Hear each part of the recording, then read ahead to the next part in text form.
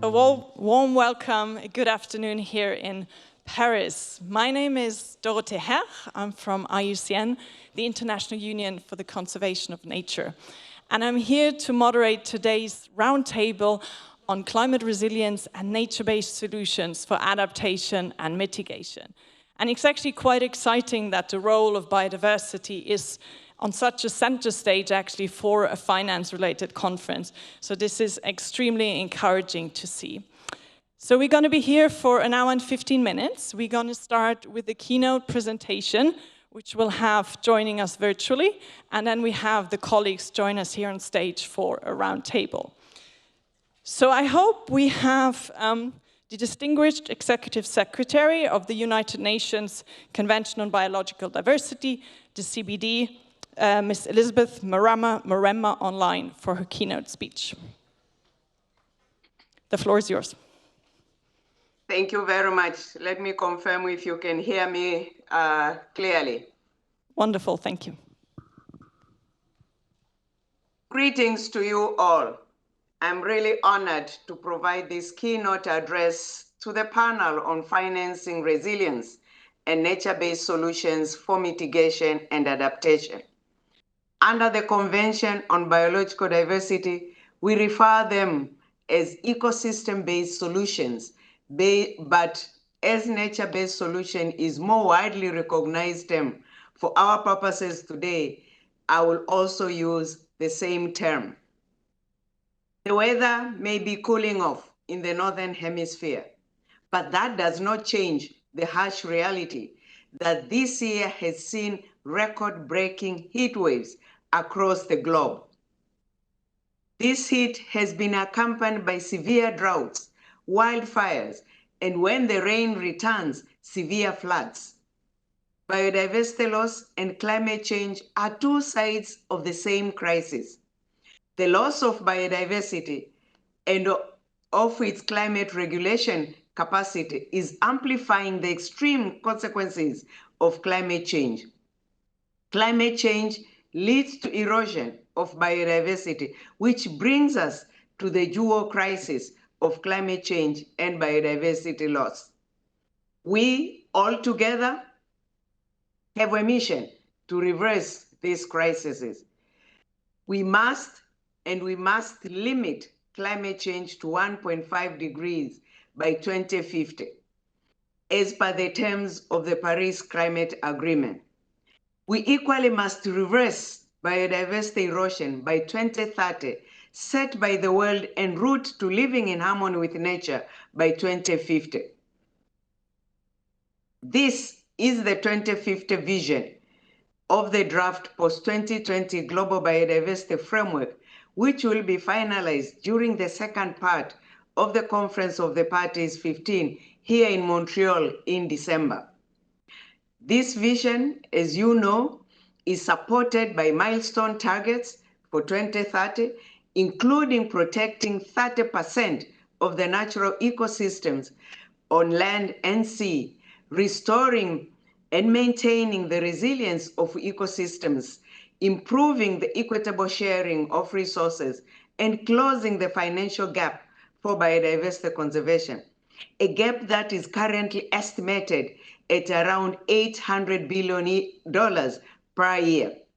So biodiversity and climate change linkages are part of the solution.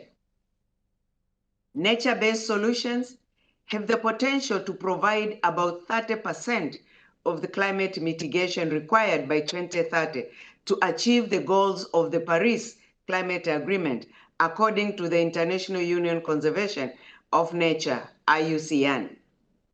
Nature and biological diversity also provide invaluable adaptation opportunities to counter the consequences of climate change by regulating local climate, protecting crops and human infrastructure from climate vulnerability and extreme weather events, regulating water cycles, and providing shelter from heat. That is why I really welcome and encourage the support to the leaders' pledge on forest and land use expressed at COP26 Climate in Glasgow last year, committing to halt and reverse forest loss and land degradation by 2030. I'm also looking forward to further commitments to net zero and the protection of biodiversity in the perspective of the climate change mitigation and adaptation at its Climate COP27 in Sharm el-Sheikh this November.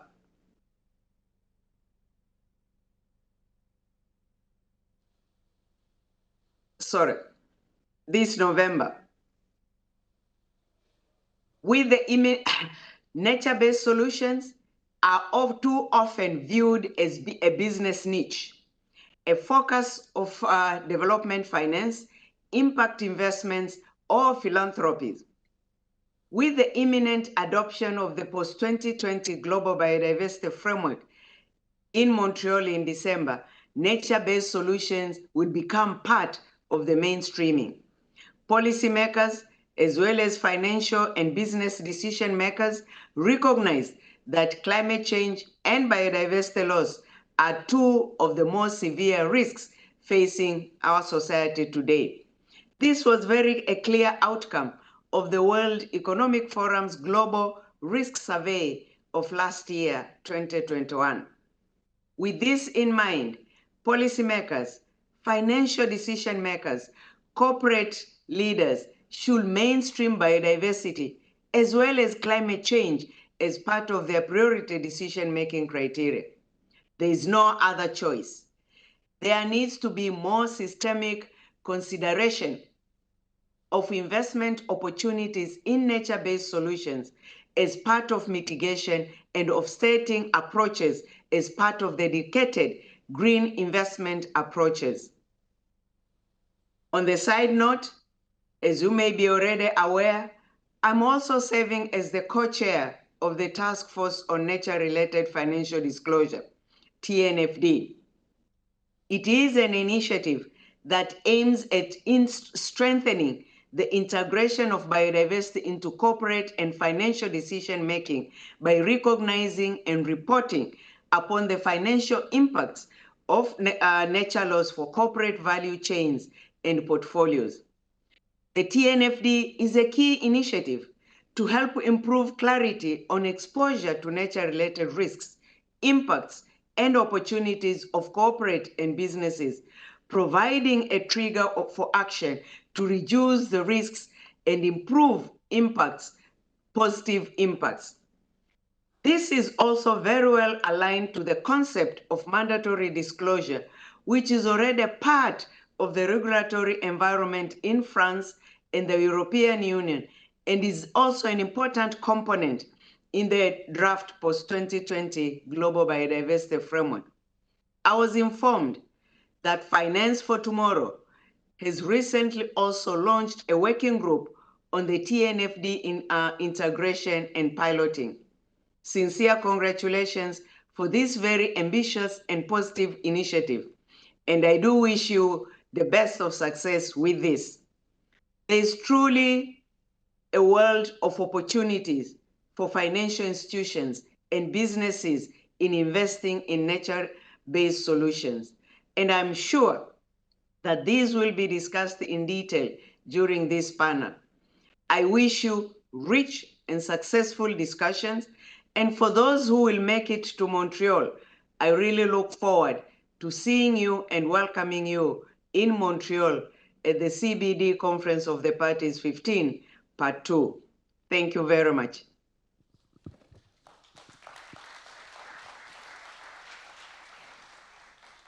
Thank you very much, Ms. Mrema.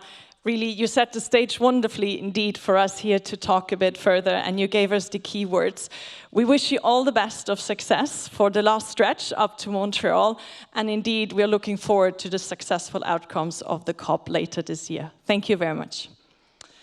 Great, so now we're moving over to our roundtable, and I would like to welcome to the stage Maurin de Bazelaire, the Biodiversity Advisor at HSBC, Anne-Laurence Roucher, the Deputy CEO of Mirova, Daniel Charron, Deputy CEO for Corporate Engagement and Public Affairs for the Fondaction, Véronique Andrieux, the CEO of WWF France.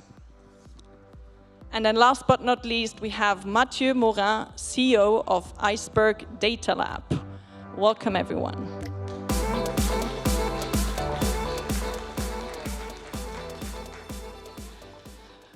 Wonderful. Thank you again for being here with us today. So the Executive Secretary really set a wonderful stage for us to pick up on. And I wanted to start with you, Maurin, from your perspective as a big bank. How do you approach nature, and what are nature-based solutions for you? Thank you very much. That's a very large question. How do we approach nature? I mean, it's, as Elisabeth said, the climate and nature are two sides of the same coin. So we now need to understand how we factor in the approach we have to climate with nature, and we get the complexity of the issue. And so we applied and are now member of the TNFD task force. So I'm representing the group within the task force. And so to understand what it means to us, what nature loss means to us, we have actually started to assess the exposure of our activities to nature loss, starting with our large corporate loan book, and then understood that among the main exposure to ecosystem services, we are mainly exposed to water ones. And so we made deep dives and conducted a stress test on part of our loan book to water loss, actually conflict in usage of water in Asia for heavy industries. And actually the results was absolutely stunning. So it made us, yes, really understand that we needed to deep dive into that topic, and so we joined the TNFD. But your question was on nature and nature-based solutions. And nature-based solutions is a sub-part of nature. Now we need to accompany the shift of the global economy from nature loss to nature resilient. And nature-based solutions are like the objective that we need to pursue. But it's really dark green kind of project. I mean, we were touching on that earlier. Afforestation is not a nature-based solution.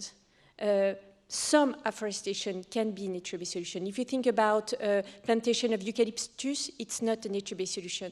Organic farming is not a nature-based solution. It's a nature-based solution in certain circumstances. I would say that regenerative agriculture are nature-based solutions. So the pipeline of nature-based solution is quite appealing. I mean, it's evaluated at more than like 430 billion a year.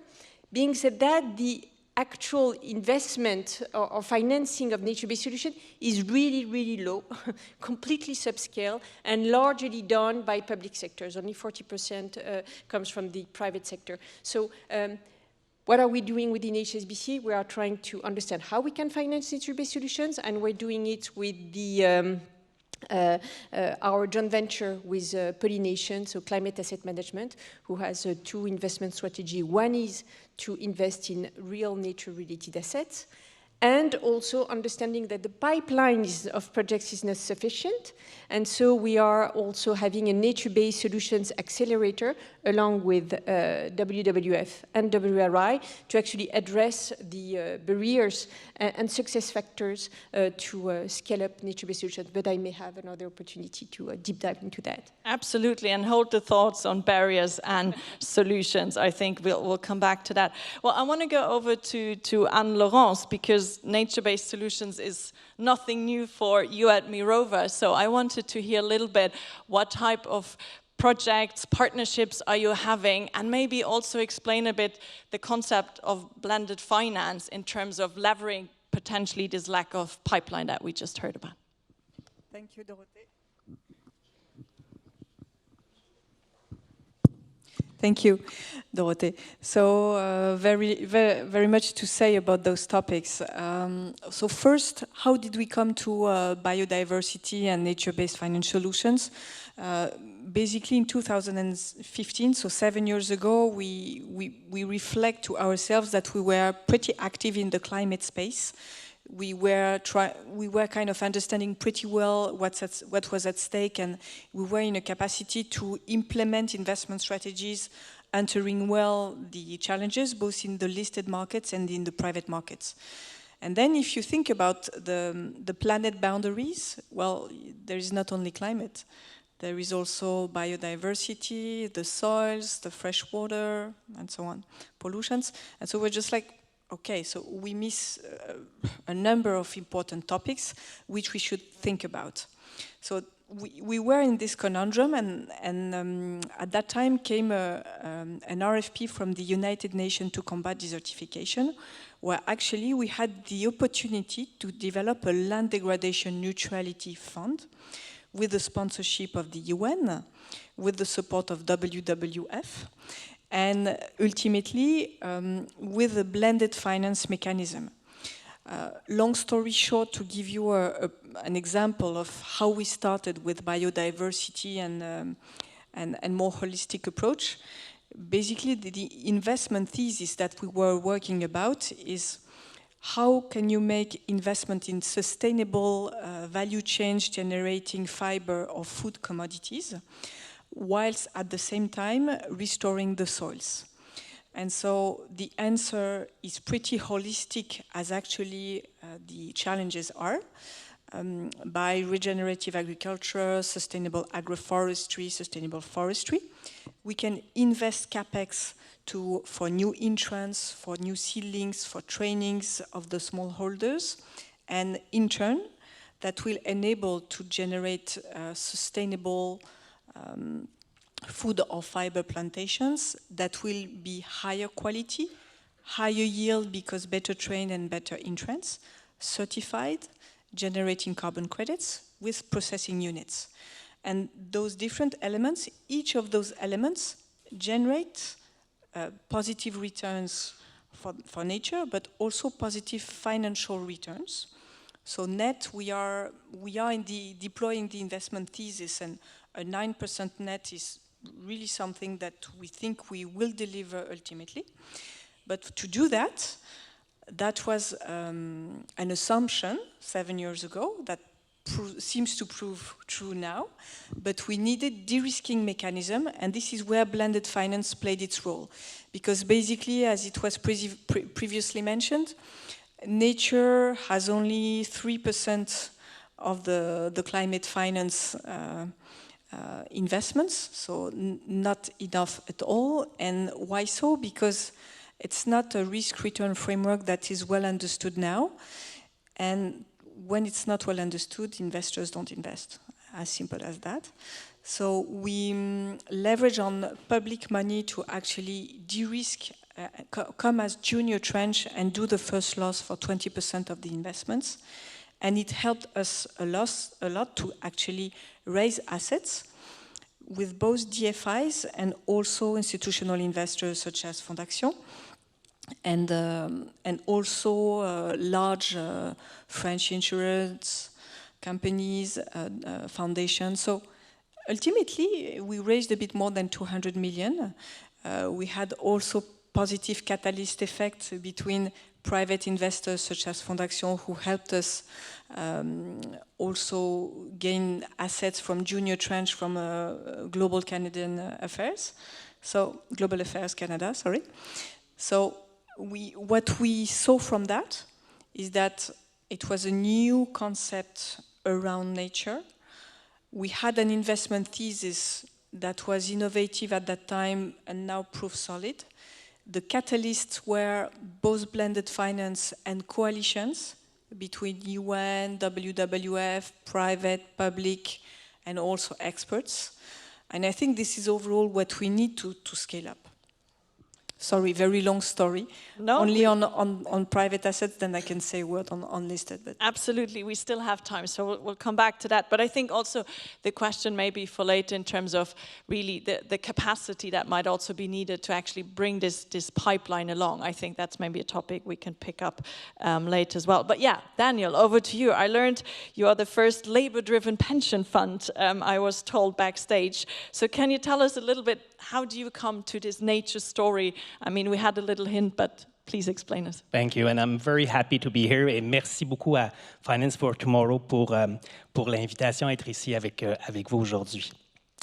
I'd like to talk about some lessons learned from our current and past experience project through the LDN fund. We have another fund also that we work together through LDN. It's URAPI fund, and also an Inlandsis fund, so I'll be happy to discuss this further later. But lessons learned from that is that being involved in nature-based solution, biodiversity, it is doable.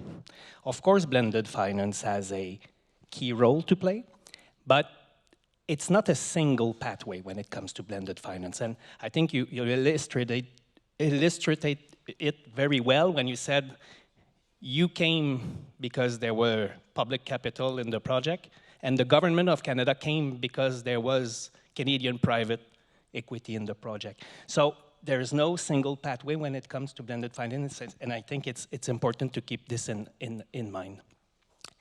Right now, and we said it before, the private sector is not well involved.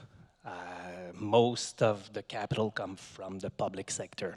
But what we have is that a willingness from the private sector to get involved, to invest. And we have private investors calling from new regulation, mandatory assessment and disclosure. They call for a Accord de Montréal, which would be as ambitious as the Paris Agreement. So we have this willingness, this awareness, way faster for biodiversity than it had been the case for climate change. So we have that, but they don't know where to start from, where to begin. So this is why I think, through our experience and experience from all over the world in the financial, to share our experience, to show that it's doable, to show some real project, to prove, to prove the proof of concept, and then to scale them. It's important, but it's important also to be mindful that it's urgent. We don't have time. So we'll have to think about scaling from the beginning when we put in place solutions. So this will accelerate the process of scaling. So I'll stop here and let the other... We'll come back to the disclosure for sure as well. And also I think for those who might not be so familiar with nature-based solutions, IUCN at our World Congress in 2016 had a membership resolution on explaining nature-based solution, which is in effect the use and restoration, conservation, protection of natural ecosystem, both on land and in the water, for societal challenge. So I want to bring in also the society aspect here for climate change, but also biodiversity, food security. And I think that is really sort of has set the foundation for what it is when we talk about nature-based solutions. And then there was also at the United Nations Environment Assembly an additional definition that was approved, which I think speaks to this need of a bit more clarity and certainty of what it is we are working towards. But as one of our members, WWF is obviously very heavily engaged in nature-based solutions. So I wanted to ask Véronique's view to maybe what you already heard. You are involved in quite a few efforts, global efforts already, and maybe where you see the opportunities to further bring the private sector along. Well, at WWF, we are completely committed into bringing out systemic change with private sector, and the financial sector is of massive importance. So there is, in our opinion, a responsibility that the financial sector has, and financial institutions, be them public or private.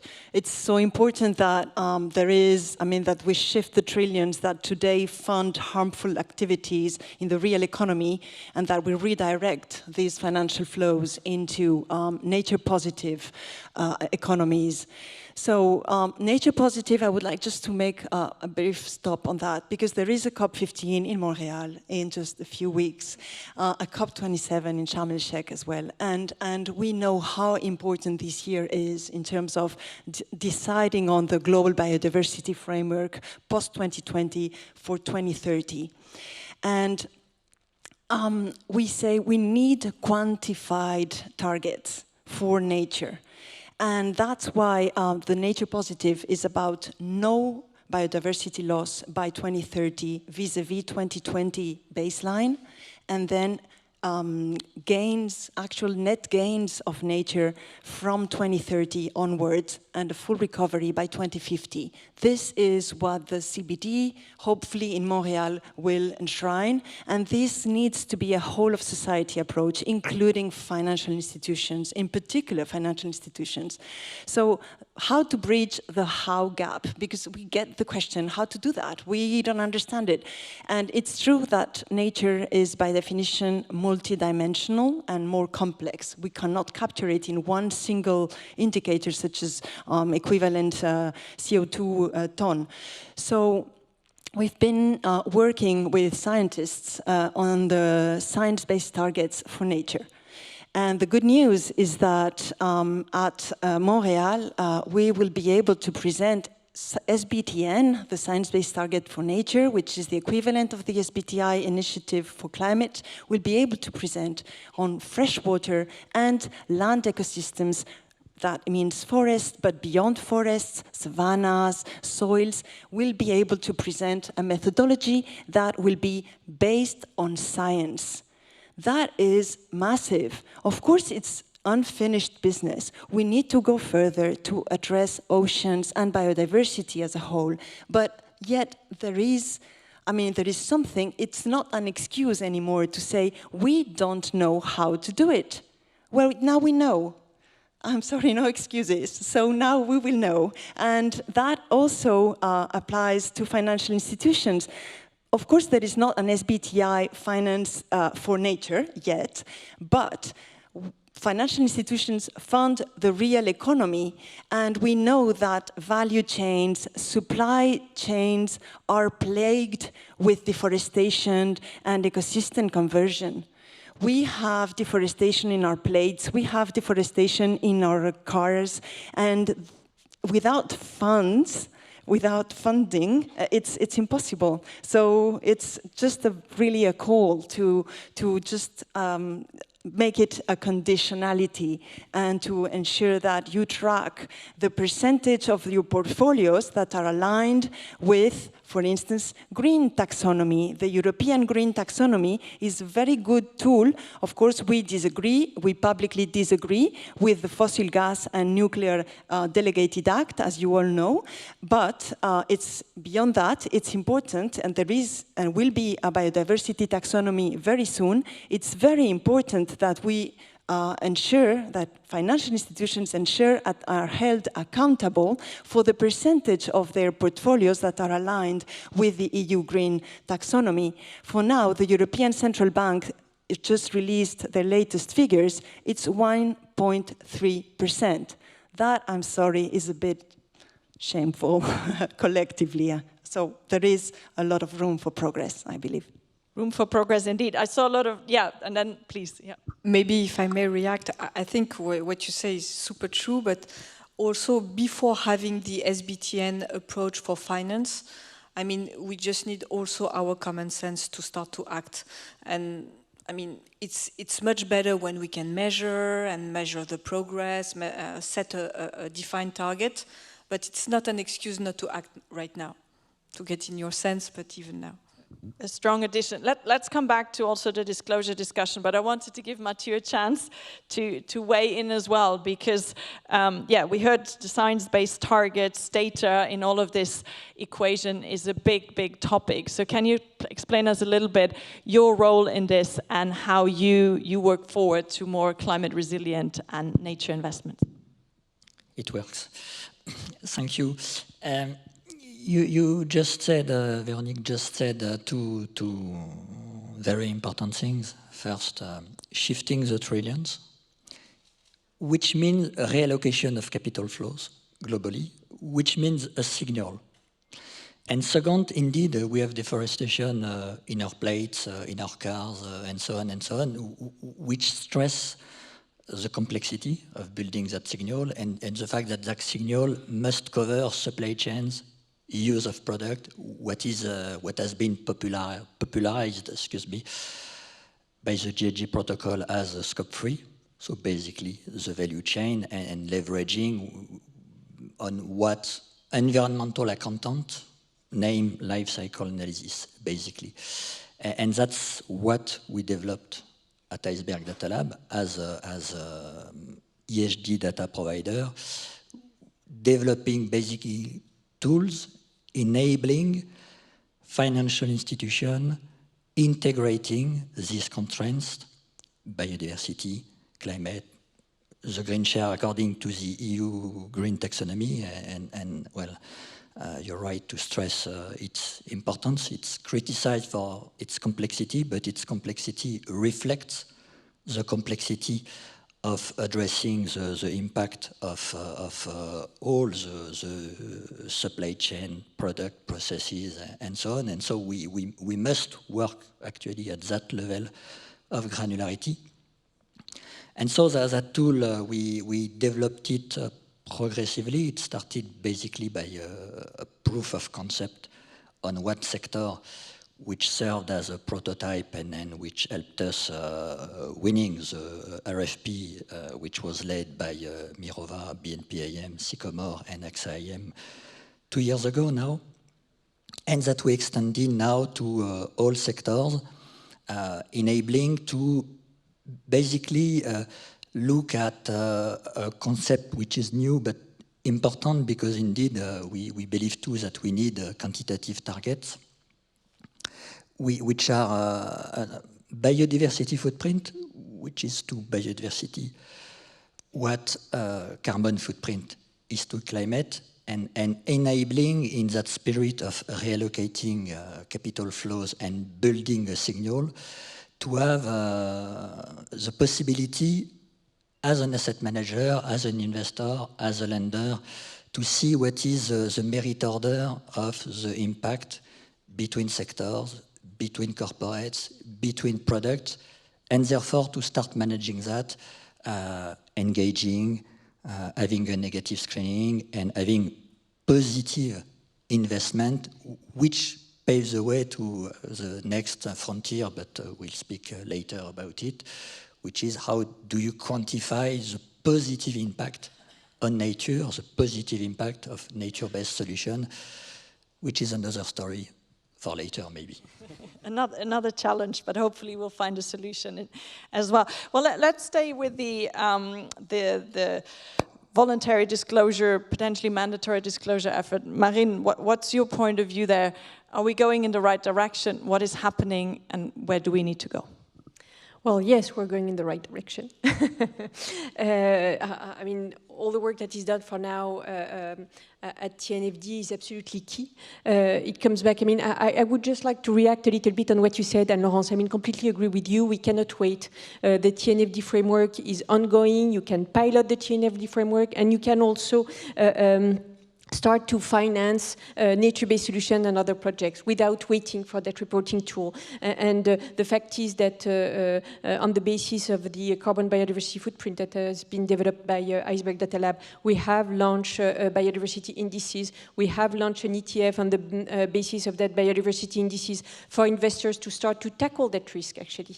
And then how do we finance the positive opportunities that you mentioned. And that comes back to nature-based solutions as the end goal that actually really plays well within planetary boundaries, to come back to what you said earlier. Well, it comes back to not only the financial sector, but actually the real economy, to understand what is its impact and dependency, risks and opportunity on nature. And that's why the TNFD is so helpful and important also for the financial sector, because we can say that there's a large opportunity around nature-based solutions. There's large, I mean, take mangrove. I mean, we already know that it potentially can save 60 billion a year in flood damages linked to climate change, and that the investment needed to restore the mangroves that are damaged is 100 billion opportunity within the next 20 years. So it's like, oh, that's big figures. That's, financial institutions like those big figures. But how do we fill the gap? And it's also by changing the real economy. And changing the real economy needs actually all corporates to understand what is their relationship with the real economy, the nature, I'm sorry. And that's not obvious, actually. A lot has been done on climate. We were talking about that earlier. And climate comes also with potential nature-related impact. That's why we need to factor them both. So if we look at what are the main barriers to scale up nature-based solutions. I mean, I said earlier that we have a nature-based solutions accelerator with WWF and WRI, and we are supporting like more than 40 on-the-ground, large-scale NBS projects to develop at scale them or similar one, understanding why are they not bankable yet.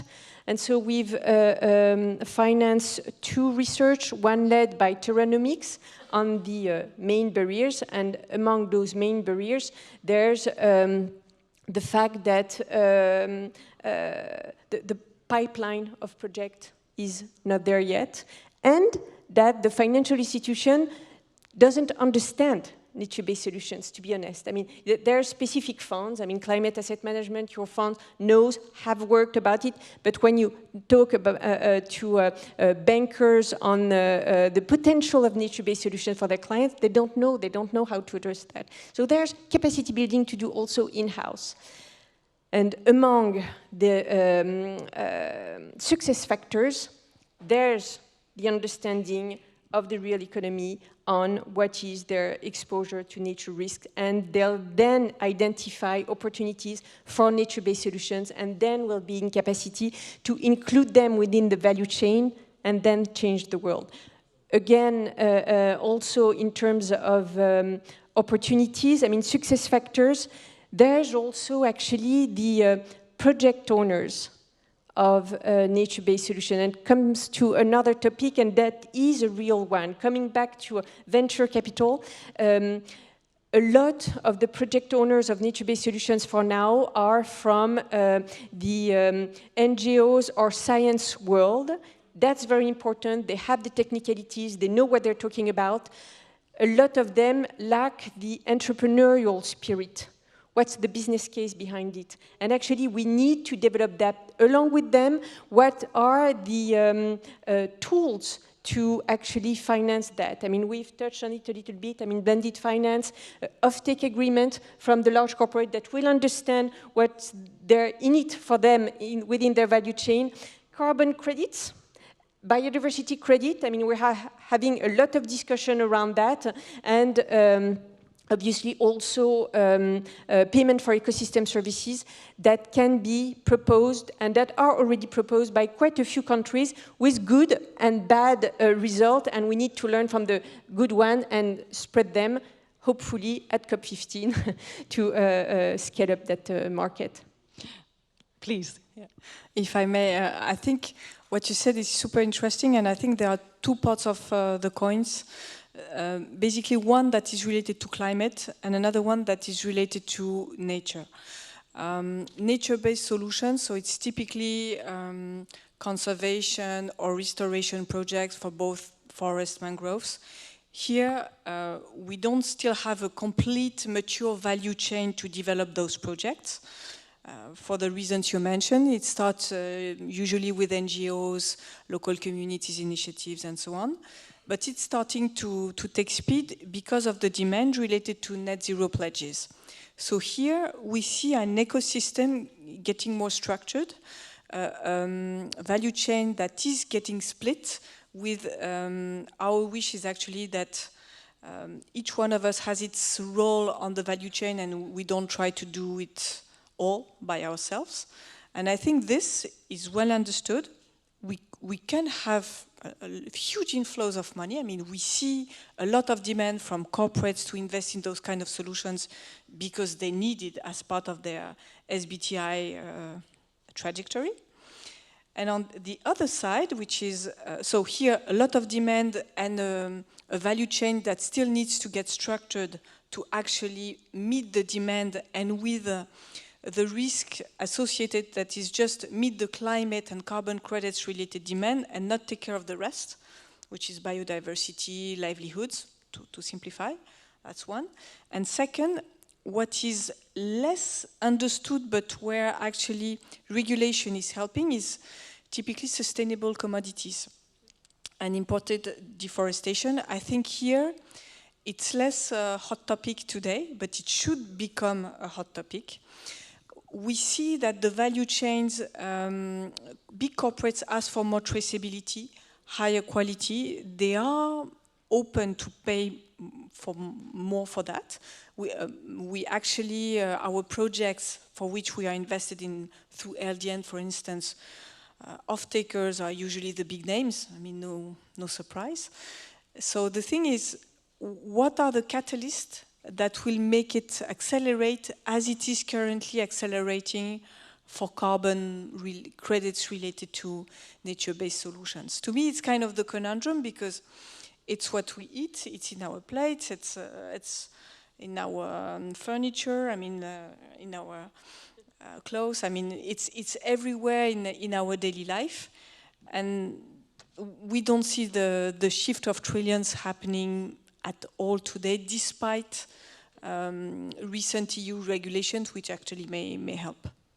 So, Daniel, I'm putting you on the spot. Do you have a solution for this conundrum in terms of, you know, potential new tighter regulations, project pipeline? We touched upon it all already. I'll frame my answer like in a simple way.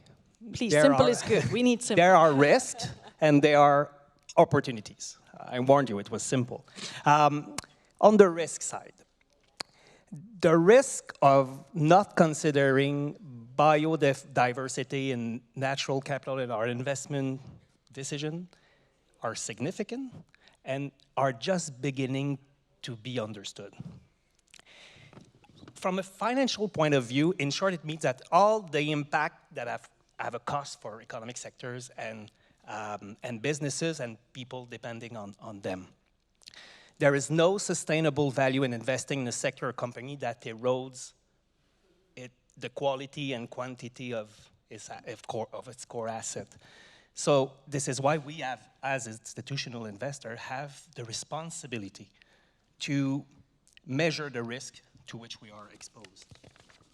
On the opportunity side, you know, there are three main asset classes that we can invest in. More traditional investment in forestry and agricultural production to protect the lands. More sustainable more sustainable production investment through like a fund, URAPI and LDN. And also investment in nature and biodiversity conservation. There are new markets, collaboration, blended finance. We have a fund in Lensis Fund, which is a fund aiming at financing carbon emission reduction and sequestration in regulated markets in North America. So through this, I think it's important, and to your point, we don't have time to wait. So that is why we need innovation. That is why we need a greening finance, and I'll be happy to discuss it later. And there's a key role for venture capital, for private equity in this movement towards greening finance, because we need solutions. We need solutions that will have a high ROI in terms of GHG reduction and also protection of biodiversity. Thank you. Well, Matthieu, I wanted to come back to you because you mentioned the ESG part, and which touches more upon the risk efforts that we talked about, or discussing the risk. But in terms of going to the positive side and measuring the positive impacts of nature-based solutions, you hinted, and that might be the bigger challenge ahead of us. So have you started thinking about this, or how do you measure, who do you partner with in actually getting that data together? Or who can you partner with in the future? Yes, thank you. Maybe first I will just get back 1 second to what Anne-Laurence just said earlier, because I completely share her comment on the fact that we get on a regular basis the question about asset level data, and in my opinion, corporates, especially polluting corporates, know where their assets are located, and that barrier boils down largely to a question of transparency, and is not that major hurdle to overcome. Commodity level asset, however, that's another story, because it boils down to certification, and certification to sensitive commodities, and that, indeed, regulation, I think, could be the silver bullet. Time will tell, but we definitely should think harder about that, because that is a serious barrier to overcome, to correctly address the issue of deforestation and other issues. Now to come back to the positive signal, indeed, since the start, we have seen that when you start looking at the footprinting, from a negative standpoint, from an impact standpoint, it is necessary, because you have to see where your risks are, but it fell short of being capable of correctly putting a value and setting priority to drive investment towards solutions which may have an impact which may be limited or low, but which at the end of the day help develop more sustainable solutions, and so avoid, more broadly speaking, larger impact. What we name food transition, broadly speaking, which is reducing meat consumption and have more plant-based proteins. That's an example of it. And if you can't quantify it, well, you have a gap in your decision-making system, which is why we started to work with our scientific partner, ICARE, to have that kind of signal and that kind of positive accounting, which follows exactly the same principle and the same mindset. You look at the consumption, you look at the level of consumption of resources that you have, and you look at the level of pollution that you emit in reference to a benchmark, and you see to which extent your solution is indeed more sustainable than the current solution, with, I would say, an extra care in the sense of what you want to avoid is greenwashing, basically. So you have to approach it with a great caution, which is why we partner with ICARE on that, considering their expertise. And so we mirrored basically the pillars which are already known from climate, again, because in a way the chance that we have in biodiversity is that we can leverage on a capital, a human capital, teams, and a scientific approach to replicate follow the same pathway, and so see how companies reduce their impact, reduce their consumption, reduce their food waste, have more recycling, and so on. That's the reduction, the avoidance in reference to a benchmark.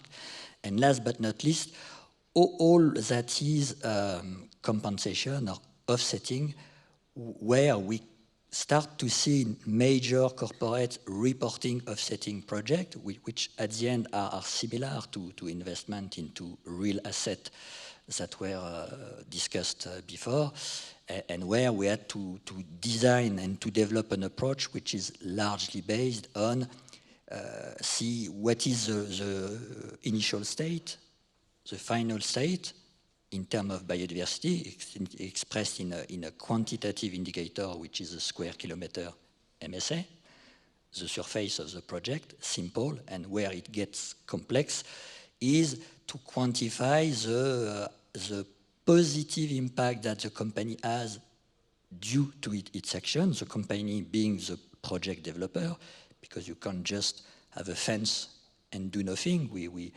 had a field visit a week ago with a team at a location where there were a former coal-fired plant decommissioned. And so they explained that, of course, they decommissioned the coal-fired plant, fine, and they will depollute all the area by extracting 2 meters of soil, which is a positive action to basically contribute to land restoration and land regeneration. And last but not least, a discount that we apply systematically when we approach that kind of offsetting compensation project, which is to which extent can we, to third parties, qualify the credibility and the robustness of that project. And that discount, to give you a flavor of the level of uncertainty we are dealing with, can go from minus 20% to minus 90%, depending on the certification and whether or not the certification is external. We have some criteria, to appraise to which extent we consider as independent data provider certification is robust or not, which basically look at 2 important questions. Is the certification external and independent or not? And is there a grievance and remediation mechanism? In other words, can the project developer or the project lose its certification or not? And all these 3 pillars will be a new positive indicator which we will provide to our client, basically on top of the negative impact, helping now detect and quantify the positive actions of corporates on those 3 pillars, which hopefully will contribute to improve the quality of the reporting, because it will matter in the decision-making process that investor will make based on that. Okay, great. Thank you for that. A lot in that answer, but I'm trying to make the link back also to, and I hope Véronique can tell us a little bit more about the reporting that's required more recently, I understand, here in France on the biodiversity. Does that relate to what we just heard from Matthieu in terms of the data needs and what the companies are required to do? At least I wasn't aware of that, so can you explain myself and maybe a few others in the room what this entails? Yes, indeed. I mean, in France, but also at the European Union level, there's been some progress lately. Well, in France, you're referring to the Article 29 of the Energy and Climate Law that was released in 2019, and so the first year for reporting, mandatory reporting, was 2022. So we had let's say it was an analysis that was a scoping study that kind of covered a number of financial institutions to see how well or poorly, or I mean how they were reporting against biodiversity.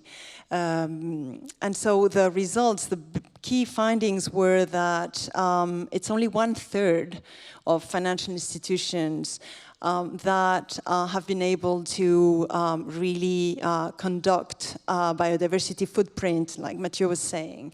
It's just not enough, right? Because there was time to prepare for that, but so it's just 34% of them that were able to disclose and to publish such a biodiversity footprint. So our say our ask would be that there is a systematic biodiversity footprint that is published and reported against. So that's one. And another component is that most financial institutions were mainly publishing their policies or strategies with little detail, and also were not definitely not aligned with CBD targets.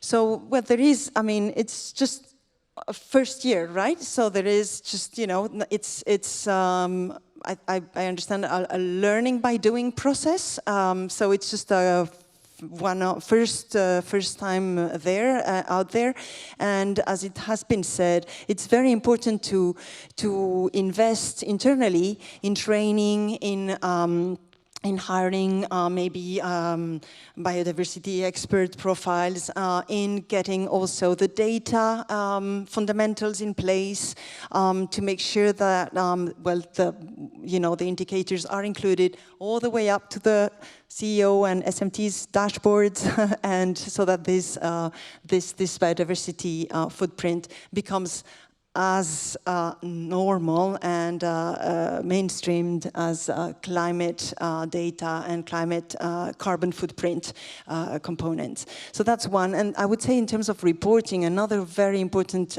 process that is ongoing at the European level is the European Financial Reporting Advisory Group, the EFRAG's work, because they are working on the biodiversity standards, reporting standards that will be out in 1 year from now. So this is going to have also massive impact for the real economy and for financial institutions, because it will translate that reality here in France, but all the way out to Europe. So it's really important that it also includes double materiality. This matters, why? Because there are other standards which are only about the risks for the company, financial risks. And what we need to see is what are the dependencies, what are the impacts on nature of those activities. They can be positive or negative, but we need to measure and to keep track on that. So this transparency and reporting effort and the double materiality that EFRAG is putting on the table, it must be enshrined and it must be endorsed, and I would say in terms of influencing and advocacy that you all do, it's important that you really are vocal and keep pushing for that agenda, not to be diluted, but to be there, because that is going to make a big difference, and so it matters very much that you stick to that, I think. I have a very quick follow-up and maybe a short answer. In the climate world, we have CO2 as an indicator and measuring. How are we measuring biodiversity? Or might that be another reason why it's more difficult for companies to disclose? Well, I was mentioning earlier that there is the science-based target for nature now, so that, for instance, the freshwater methodology for step 3, sorry, because it becomes quickly technical, but there is 5 steps. The SBTN is 5 steps. Step 1 is about the materialities. Step 2 is about what are the landscapes, the hotspots for biodiversity within your value chain, so what are the sites you should be investing, and step 3 is, okay, what's the plan? What are you going to do about it? And so, for instance, for freshwater, so it's the most difficult one. Then it's implementing and just reporting and keep track on results. But in terms of step 3, there's a number of companies. We've been actually working with them. There is a natural capital lab here in France with a number of real economy companies that are there from a number of sectors, industrial sectors also, but also retail and others. And so, for instance, freshwater methodology, step 3 is out, and it includes indicators in terms of quality and quantity of freshwater. And so it can be about, for instance, the number of doses of pesticides or chemicals that are per cubic meter of water. That's the kind of indicator, for instance, we're talking about. There is other indicators like the MSA, mean species abundance, for instance, that also financial institutions institutions and real economy actors are using. So there is a way. And of course, many of them see it more quickly when it comes to forests. And so the zero deforestation policies, many actors have them. Unfortunately, sometimes they're not necessarily translated into practice, right? Because deforestation just is rampant and alarming.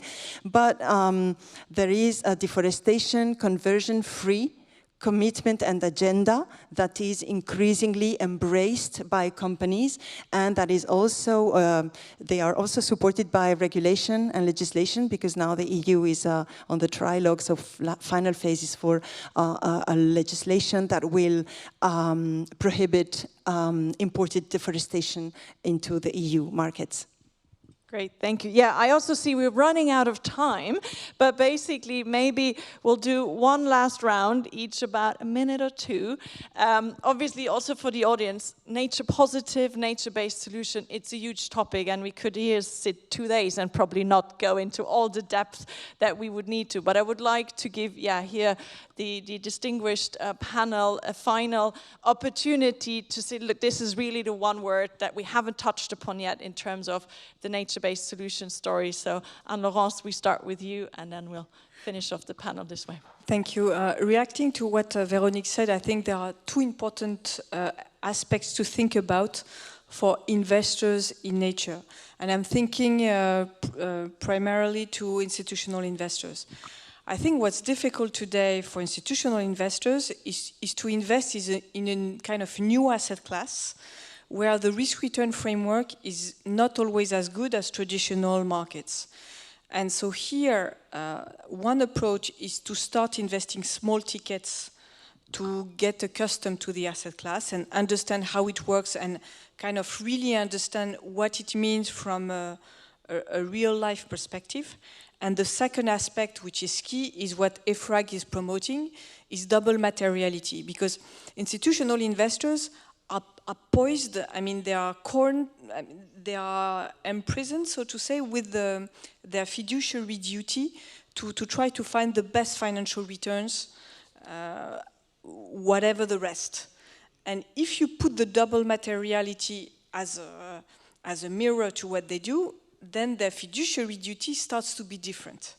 And so if they start to invest and understand what's at stake, and in parallel you have this double materiality issue that they have to report on, then I think it will change the rules, that actually our traditional way to invest as our way of life today have to transform kind of dramatically.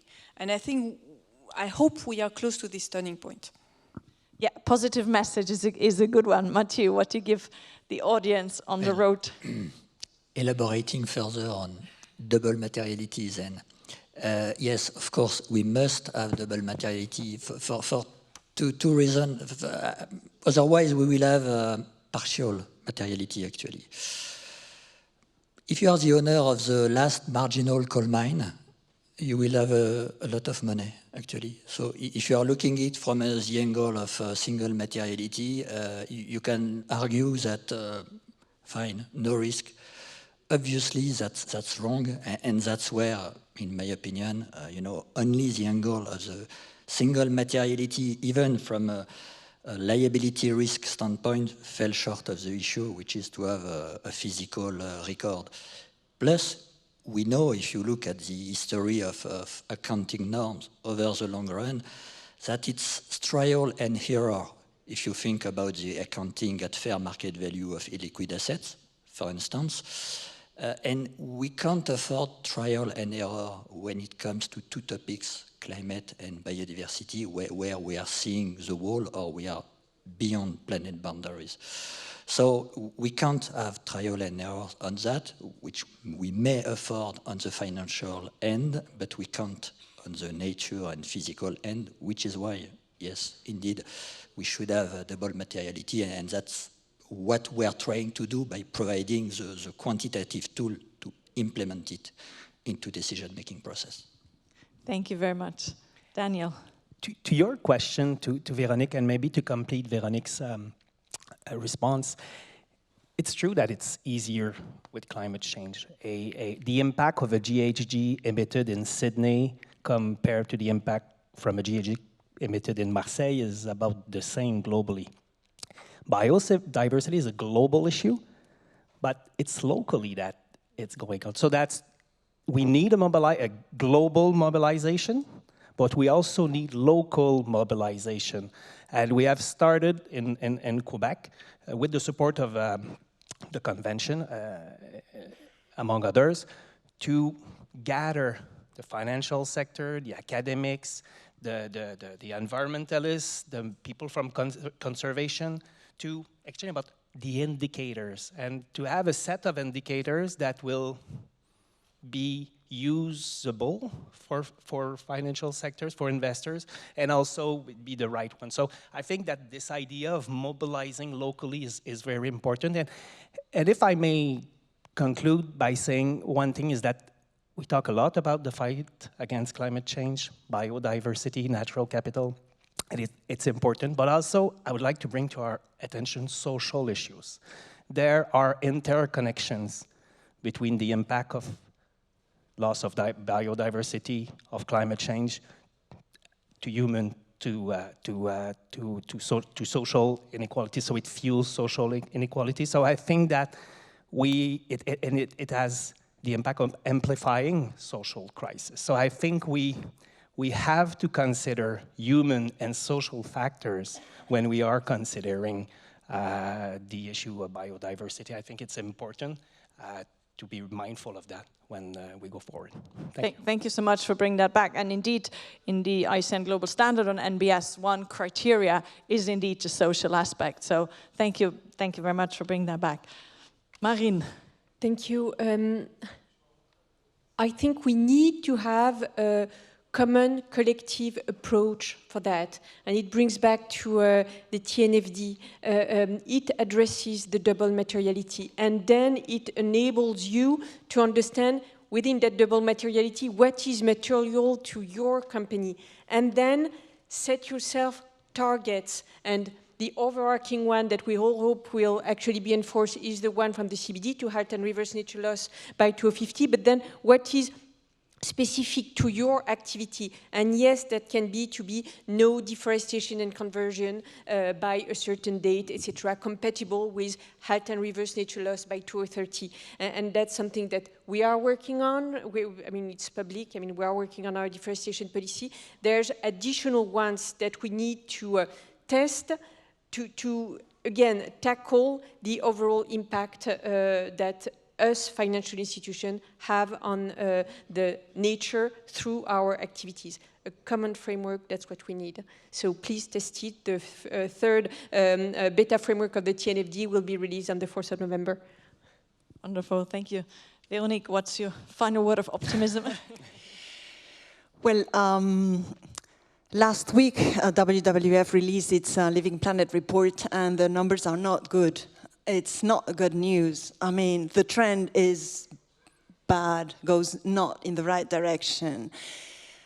69% of wildlife population loss, and since 1970. So, but I get questions every time we launch the report, and the question is, well, why would a species that goes extinct matter exactly to me or to us? And I would go back to the social component. It's 80% of the SDGs, Sustainable Development Goals, that are at stake if we are not, if we do not preserve, restore, protect nature. That's how important it is. It is also over 50% of the global GDP that is at stake, highly or moderately. You all know that, but it's very important that we connect the dots between nature and actually humankind and our, human rights. So I think it matters very much. It's very important in terms of stability. And when it comes to risks, that's your work for many of you. Physical risks, transition risks, systemic risks. Nature is embedded in all of that. And so for me, my last word would be there's two COPs now. It's the moment that has to be seized by you as champions to really loud your voice and show that it is possible. The instruments, the tools, the metrics, they might be imperfect, but they are there. The regulations are also following, and so it's important that we see progress and that we understand, because of your practices, that it is doable, it is feasible, and so there is a path where it is in our common interest, including financial interest, but in a wider perspective, it is important to invest in nature, to invest in us. Great, thank you so much. And I think before we wrap up, maybe we've heard a lot in this 1 hour, obviously different topics, a lot of the more regulatory, risk-related discussions. So I certainly still had a few burning ones about the deal sizes in terms of nature-based solutions, or how do we overcome the project pipeline challenges. So you see there's really a lot to unpack, but also really a lot of opportunities. And I really like the spirit that came through today about we don't have to wait for something. We can really go out and do it. And there have been many here in the panel, but also in the room, I'm sure, who have done that for the last couple of years. So I want to congratulate for those efforts. But we all need, and again, not stating the obvious here, but we are in a double crisis of climate and biodiversity, and we need all hands on deck. So also congratulations, and thank you for the organizers to sort of bring the diversity in terms of the stakeholders together. I think it's this language barrier that we still need to break to some degree, of how we in the conservation and biodiversity community speak with those in the financial world and the public sector included. So really, really excited to see these growing conversation with more depth, with more detail. And with that, I think a big applause and thank you to the panelists today. Thank you very much.